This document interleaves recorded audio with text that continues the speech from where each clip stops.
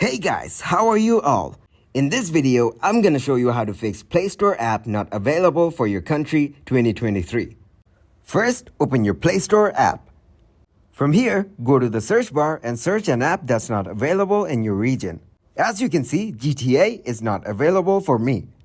Now to fix this, go out and open a VPN.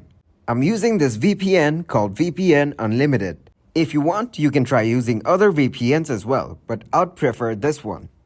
Now go to location of your VPN, and then make sure to set it as United States. Once it's done, start up your VPN. Once your VPN is connected, go to your phone settings. Then scroll down and go to Apps. From here, go to App Management. Now scroll down and go to Google Play Store.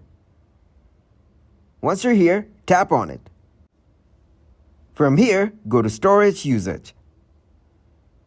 And then tap on Clear Data. After that, tap on OK to confirm. After it's done, get out of your phone settings. Now open your Play Store app. After that, search the same game again. So I will search GTA.